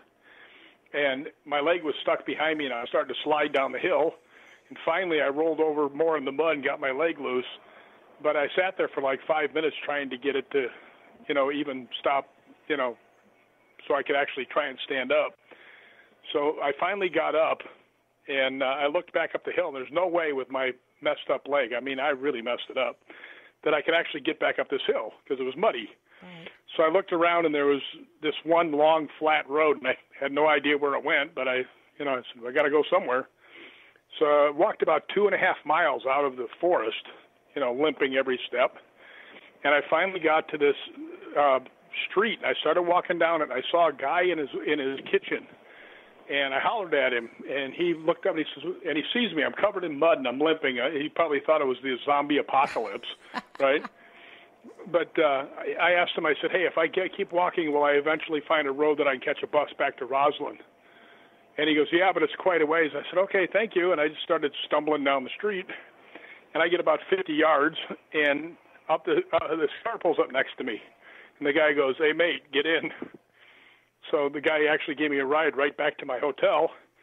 And just to show you how messed up I was, as soon as I got out of there and I started walking into the building, the lady that ran the tea shop there comes out, and she goes, oh, should we call an ambulance? I said, no. Oh, my gosh. No, I'm fine. They said, you're injured. I said, no, I'm just hurt. There's a difference, right? The lady that runs the place is a nurse, and she goes, do you want me to take you to the hospital? I said, no. It's just one of the things that'll have to work its magic, right? But the fact is, I'm probably the last casualty of that battle. Of course that would be you. That's pretty fascinating and funny. Yeah, 700 years later, boom, down I go. Down you go, right there in the middle of it. Yep. Oh, I just like your sense of humor and your sense of self. Too cool. Well, I have to be with me, so I have a good sense of self. There you go. Unfortunately, I end up talking to myself a lot, getting into arguments with myself. Do you ever win? No, always, but that always means, too, that because I'm arguing with myself, I also lose. So, there it's a no win-win. Oh, my word. Well, I will tell you another place in Scotland that nobody ghost hunts. Oh, tell me. And I think it's called St. Andrew's Chapel, and it's not in St. Andrews. It's actually on the side of a place called Arthur's Seat. It's a mountain in Edinburgh that you can see, just looking at anything of Edinburgh. It's a big, big mountain. And there's a chapel that is, just kind of crumbled. And me and Brian from Premier Paranormal had gone up there a year before and got all kinds of activity up at this place. We're there like 10:30 at night, and it looked like it was noon. So oh wow, we got actual responses to everything that we asked on the K2, and whenever I use the K2, I always double ask. So in other words, say is there someone here? And it goes off, I'll say, okay, is someone here? And if it goes off again, then I give it a little value because if right. it works twice, then you probably got something. But got one of the most interesting K2 stuff up there. I mean, it was really, really interesting, and it's a place. I mean, you can just walk up to it anytime you want to. That's astounding. What? That. But you said you could do that with just about everything there. That, to me, that's amazing. Yeah, I mean, it's Hales Castle. We had another really interesting thing happen there, and that was another place that Carol Ann Huspra and Brian Harley took me to, the Premier Paranormal people. Right. And we're out in the middle of this field, and there's houses, but they're a couple hundred yards away from us. And there's like tall sawgrass, if you know what that's like. It's like kind of looks like wheat, but but it's not that thick. But it's all around the castle. And we're going through there, and there's nothing happening. And we get to this place where they had a dungeon that was actually just a hole in the floor with a grate over it. And Carol Ann gets down on her stomach, sticks her face next to it, yells, "Hello!" And I'm standing there, and all of a sudden my K2 meter goes crazy for like 10 seconds, and then it went off. And nothing else after. So whatever she yelled at scared the hell out of it, I guess. I reckon so. It sounds like it, doesn't it? Yeah, but what was really interesting about the place, we start walking up, and I stop on the top step, and I'm staring off into the darkness. Now, there's no lights out there. I mean, the only ambient light is the moon, right? Right. And I'm looking out into this really dark field, and they said, "What's going on?" I said, "Something out there." And they're looking, they said, "We don't see anything." I said, "No, there's something out there." And they said, "Well, can you see it?" I said, "No." They said, "Well, how do you know?" I said, "Because I know. There's something there," right? And they said, "Well, we don't see anything." So we go back inside, and we do some hunting. We're coming out, and I stop on the stairs, and I look at the same spot again. And they said, "You're convinced something's out there?" I said, "Yeah, there is something there," right? So we go through, again, we're going all through there. Brian goes out, and he goes up to the fence and looks out to the field. He goes, "There's nothing out there." And he comes back. So we go hunt some more, and as we're leaving, we're standing on the steps, and they said, "I'm telling you, there's something out there." And they said, "Where?" And I stuck my arm out, and I pointed. I said, "Right there." And just as I pointed, what looked like an old-time lantern went on in the field, right where I was pointing. Oh, my And it went like maybe 10 steps and vanished, or turned off, one of the two, because we couldn't see the lamp anymore. Now, if it was somebody just, maybe sitting out there, who knows? But they were really impressed by the fact that I kept telling them, I said, "There's somebody out there." And they couldn't see it, and they looked for it, and I kept telling them, I said, "I'm telling you, I can feel him. He's out there." It's kind of like that, when a sniper's got his, rifle turned on you. You just get that feeling there's somebody there, Well, I don't know about the sniper, but I do know about spirits, and that's always disconcerting. I'm giving you grief, but yeah, I do. I think it goes back to, because we were with the predators and we were also the prey. Yes. And, we have a built-in response to when people are looking at us and things like that we don't listen to anymore, because we become civilized. We used to be able to tell when, like, a cat was watching us or, right. Another person was getting ready to attack us. That was part of our makeup. And because we become civilized, we don't listen anymore. But I make a point of listening to that stuff. Yes. So I think that may be, if I feel like there's something around, there's probably something around. And I mean, the same thing with everybody else. It's not like a magical thing. Everybody has the same thing. They just need to listen. I agree. And so few do, but it really comes in handy. It can save your life. It can save your life. I mean, I have been in situations where it did once save my life, but that's a long story for a different day. But I'm glad that you trusted that, and I'm glad that you had validation of it too. Yeah, you should have seen the looks on their faces though when the light lit up. I bet. Ah! That's one thing that, I don't know, I had someone that I really trust a lot in paranormal investigation. I think is probably one of the best people I've ever investigated in my life with. He said, a floor. You always need a floor. And you had mentioned having one with you while you were there because it cannot be debunked. Almost everything else somebody can doubt, but you cannot debunk a floor. And while you were there, did you have an opportunity to utilize yours? I did. I used it in several places, and really, we did get something at the Real Mary King's Close. It looked like something was, and actually at this other cave too. We were all looking, and all of a sudden we saw something that looked like it just, moved, walked across behind there, which was pretty easy to see. But I will tell you, 2 times that has come in really handy. So anybody that's ghost hunter should go get one of these FLIRs. You can get them for Android. You can get them for iPhone. Cost you about $300. And it brings ghost hunting to a whole nother level. A guest that you had on not too long ago, Jack Kenna. He and I ghost hunted a place called the Buffalo Terminal, which is an old railway station. And we were down in the lobby on a ghost hunt with a bunch of other people, and they're walking around, and I'm looking through the FLIR, and I see a blue shape, human shape, standing behind everybody. So I called Jack over. I said, Jack, come here. So he comes over, and he looks, and I said, you see anything? He goes, there's somebody standing in the background. I said, yeah, there is. So I asked, quietly, I said, hey, could you guys come over this way? We got something on the FLIR. So they come over, and they're looking, and I hollered, I said, hey, we can see you back there. Can you move around a little bit? And it took like 3 steps to its right and was standing next to the stairs. And everybody looked, and it was like, wow. And I said, all right, can you do something else? And it took 3 steps back the other way and had its hand above its head like it was waving goodbye, and then gone. Oh, my gosh. And, yeah, amazing. I mean, as good of a sighting as you could possibly have. It responded to what we were saying. Right. And the damn thing didn't record.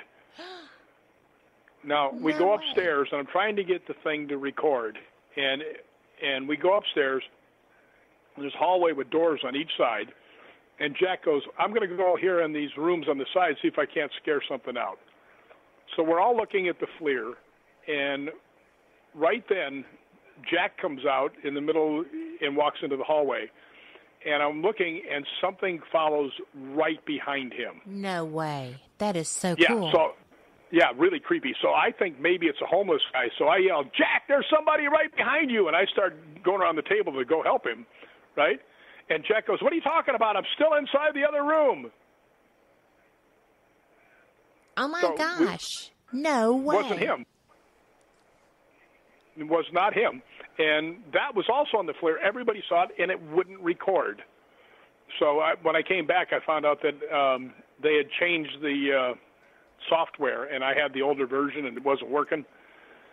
You could still see everything, but nothing was working. Right. But here's another one that was absolutely fascinating. This really nice black lady named Donna called me up and said she had a haunted house, and she thought something was attached to her. So I grabbed one of my friends, Lewis, who's also a member, and Lewis. We went out to her place, and we went all through there with all the equipment. And I came down. I said, Donna, I don't think your house is haunted. There's not any feelings. There's nothing, none of the equipment's doing anything. And she goes, well, I don't think it's haunted either. And I'm looking at her like, I didn't say anything, but it's like, well, then why the hell am I here? Right. And she goes, I think something is attached to me. So I thought, now how can we check that out? So I said, you know what? Yeah. I'll try the night vision camera. And I did that and didn't see anything. I said, you know what? I've never tried with the thermal. Let me take a look. So I put the thermal on, and sure enough, on her lower stomach on the right side, about the size of your fist and a half, was a black spot. And you know how it always comes off real light and orange and bright? Yes. She got this black spot. So I said, spin around, because I wanted to see if it was something on the camera. It was only in that spot, so I had her walk up and down the stairs, only in the same spot. So she gets down, and she goes, well, what do I do? And I said, well, nobody's really sure, but I've heard that if you tell it to leave you alone and beat it, that you've got more power than it has. So, why don't you try that and be forceful about it? And she says, do you mind if I use my religion? I said, use whatever makes you feel comfortable. Right. So she goes all revival minister on it. I mean, it was awesome. She went, by the power of God. I mean, I was in awe just watching her go, right? So she goes on for like a couple minutes, and she stops. And we're just standing there, and I waited 2 minutes until after she was done, and I put the FLIR back on her, and it was just one little gray spot where the big black one had been. Huh. So, did she drive it off? Mostly. Could be. At least mostly, right? Could be. Something happened. I think that's astounding, and I think it's more and actually, astounding I that do you have the saw still it. pictures from that. Yeah. That was after they fixed the the software. Well, was that I don't even know what I know what I'm trying to ask, but I'm not.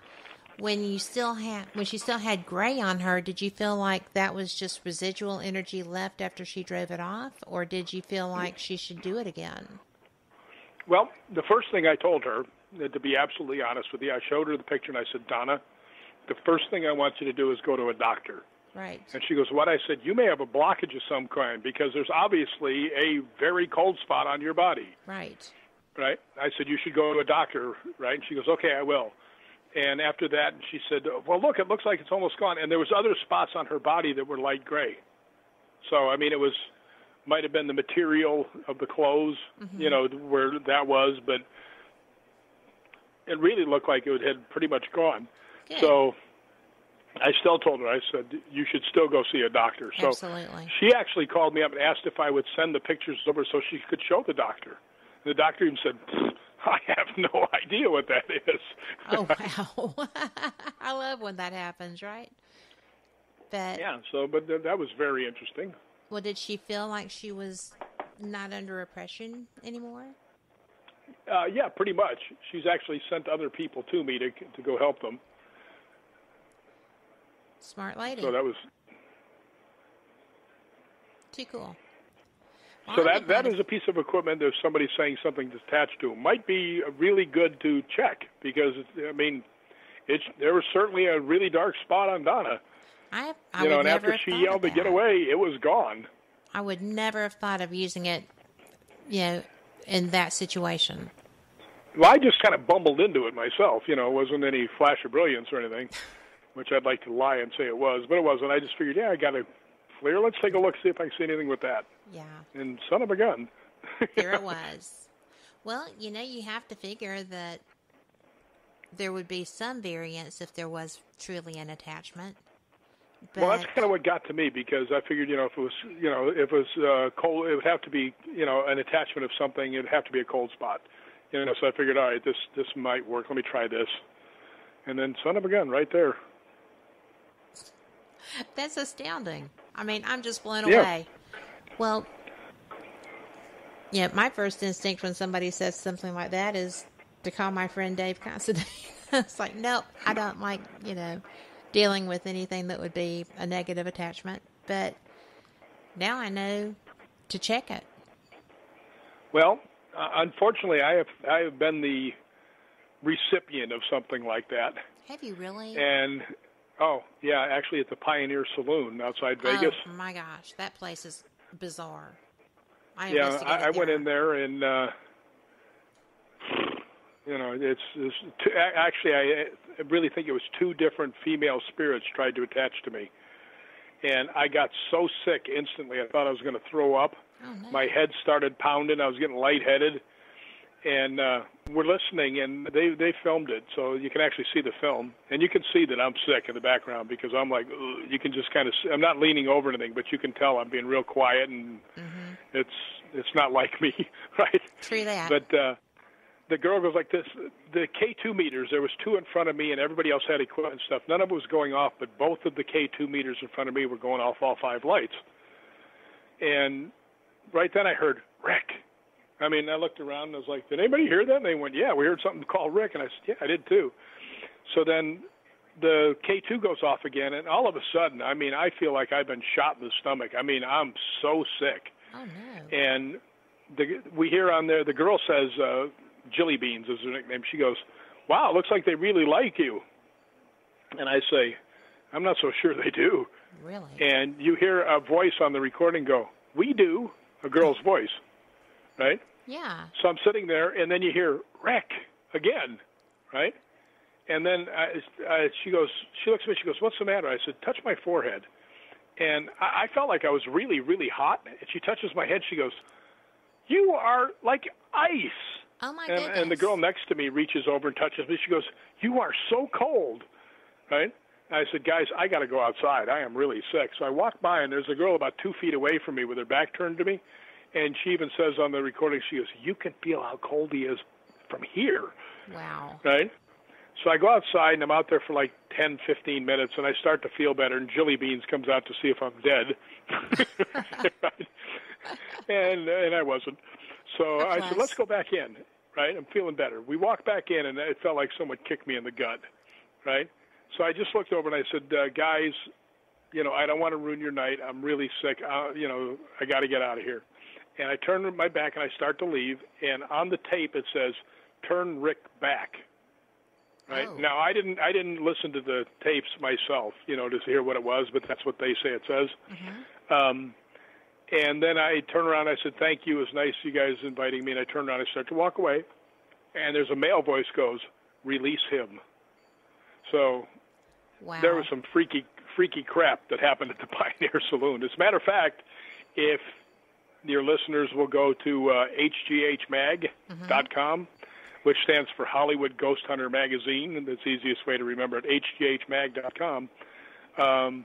We have the main article is about Kane Hodder, who plays Jason, and he's the co-founder of our group. And he's also just had his documentary come out, which will just rip your heart out. I mean, it's it's awesome. Let's put it that way. But the story of the Pioneer Saloon and the people is also in the magazine. So, and it's free. If you don't like it, you don't get your money back. And you don't get to fuss either because it was free. Yeah, it's free. Well, you know, I have talked to, in fact, Jack had told me that he had something coming out in this new issue too. So, if I'm not mistaken. But actually, it's not in this one. It was going to be. Right. And then we decided that we would hang on to it for the next issue because it will be more in time with where he's going. Right.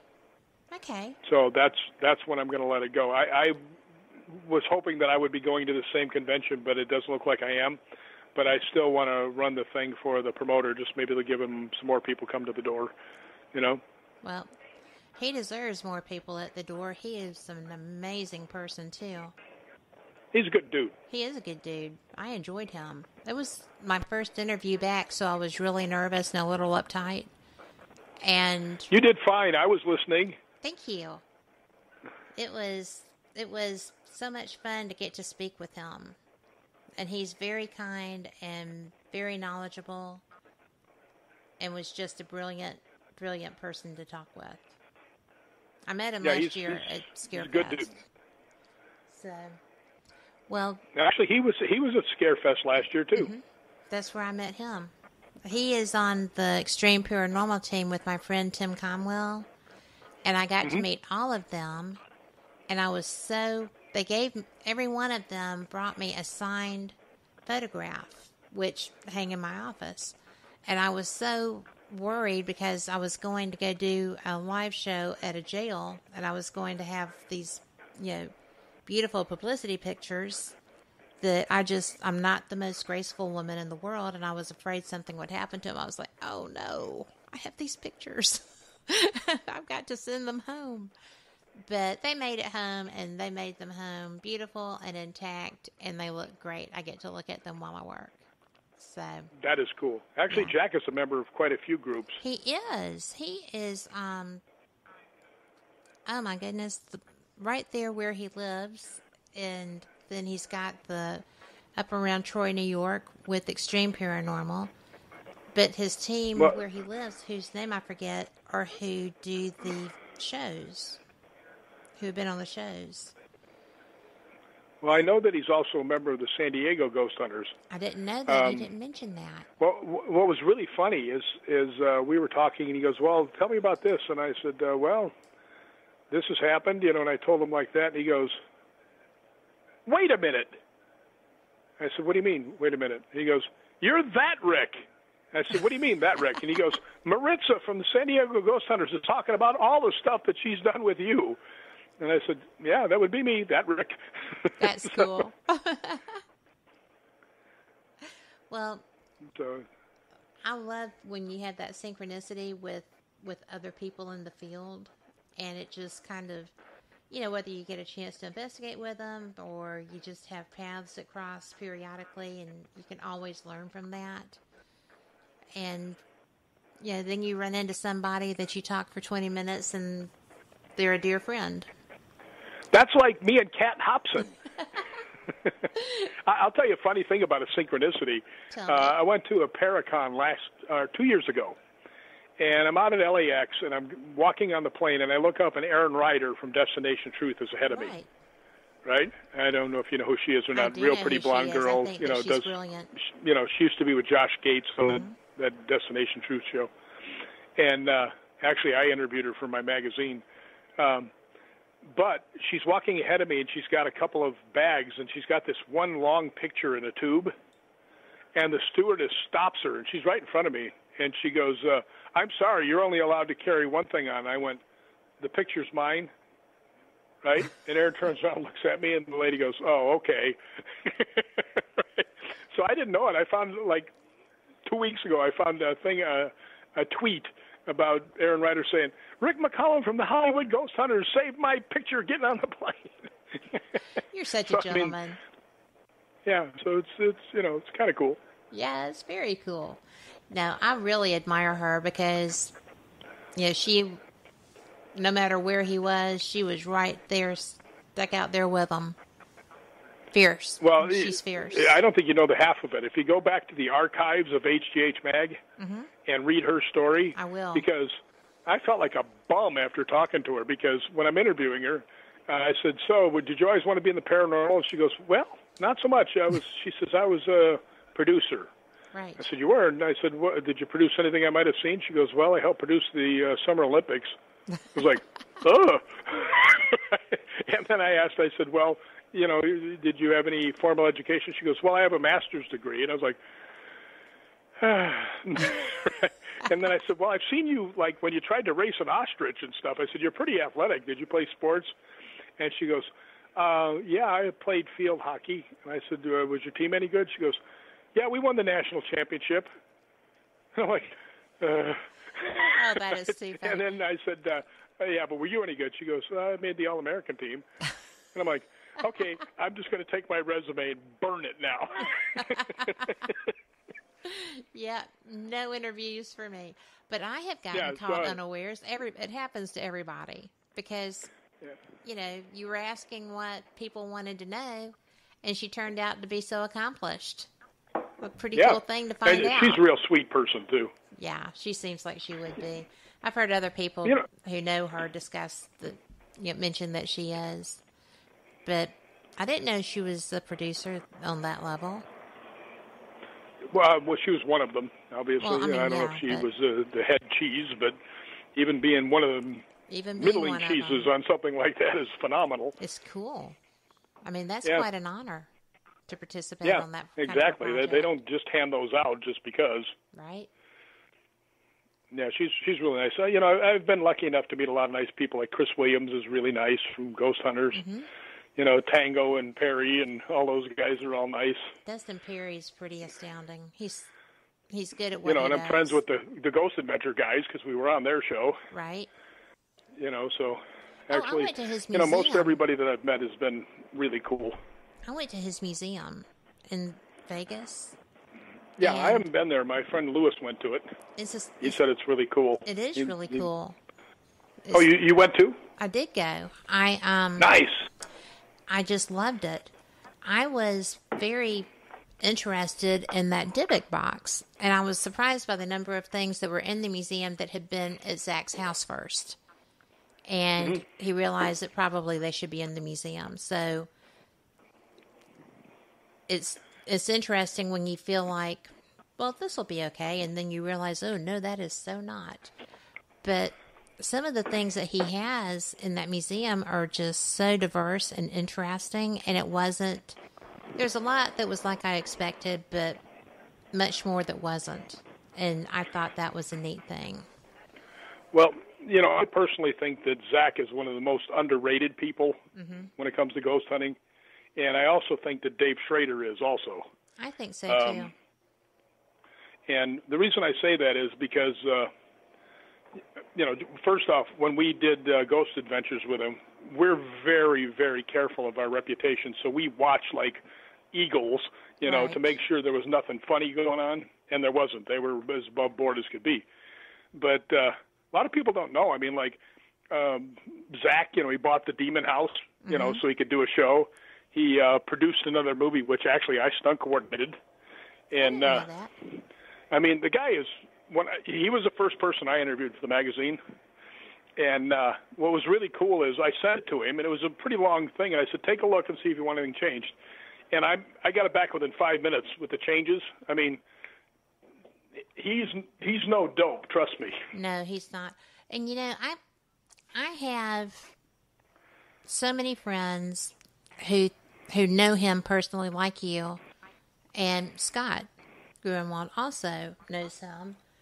Everyone that I know who knows him personally, not just he showed up and investigated their location or whatever, but who have a personal friendship and relationship with him, have nothing but praise for him. And I know that he's a good businessman. He's smart. He's theatrical, but that's his training and his, his want. That's his way. And he is trying to get evidence in a hot hurry because it's television production. And I get all that. And at first I didn't. And like we've talked about, I would love to have a chance to interview him. I think that he is one of the most controversial figures in the paranormal, but you know what? He's still there when a lot aren't. Yep. And he does a good job with what he does. Do I think that sometimes he should put a few more disclaimers because he's cool? He looks awesome. He has suffered from some of the methods that he's used, and he'll tell you that.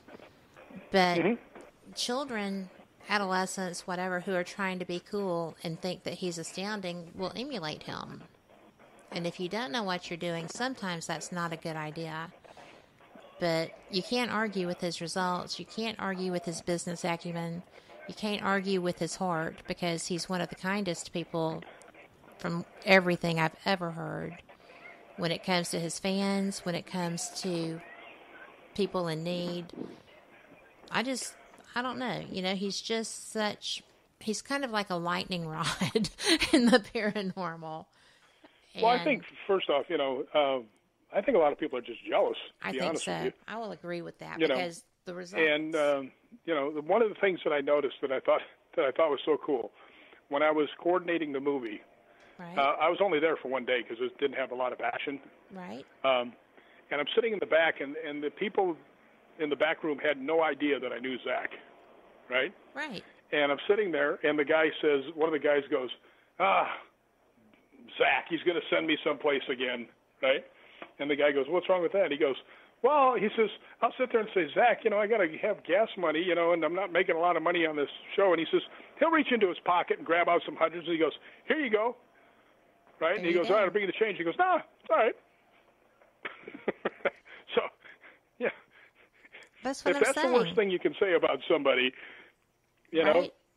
That's what I'm saying. He is, everybody that I know talks about, everybody that I know who knows him personally, not people, like I said, who have just been where he investigated or whatever, but people who truly know him are just so knocked out by him because he is a nice guy. And he takes care of his fans. I don't know. I think that I trust you. I trust God. I trust all these other people that I know personally. And I do think that because of who follows him so closely, maybe a few more disclaimers. But I think that he does a good job. Yeah, I do too. Actually, I'm still pretty much friends with all of them. I mean, I don't really talk to Aaron too much. Right. You know, so he actually came down. He was there while we were filming that day. Nick, I talk to much more often. But yeah, that's, you know, all of them are good guys. Yeah. And, you know, I have friends that work with Nick professionally, and I've never heard anything but positives about him either. So there's that. See, the one really nice thing about our group is, you know, we're all pretty nice, we're pretty funny, and we can beat your group up. There you go. You know, so. And you carry the clubs and sticks and knives to show it. Yeah, exactly. Well, I love your group. You know, I mean, little RA is only 6'5" and 330 pounds. I mean, and Kane and I are not exactly petite. No, you're not. But how tall are you? 6'4". Right. I thought you were close. I have a son who's 6'5", but he's broader. But you know, it's just, I love your group. When I was talking with RA, he was just fun. He had been down, you know, here in Alabama to Atrox, which is a fundraising haunted house put on by people that used to be with the JCs here. And they just started running it as a fundraiser for different charities around town. And, oh my gracious, do you know that we are over time? Yes, I was watching that and wondering if you're going to catch that. By the way, I know you get ready to go. We have to go to Sloss Furnace. Make it happen. I was actually speaking with the lady this morning. So we will see if we can. I'm working on it because, you know what, if I can get you to Birmingham, we can do those because I know they'll let us in those tunnels if you're here. Well, I've been there. Well, I mean, and I know. We were one of the first groups in there to ghost hunt that place, and it was very interesting. First place I've ever been touched by a spirit was at Sloss Furnace. One of my guys got shoved into me at Sloss Furnace.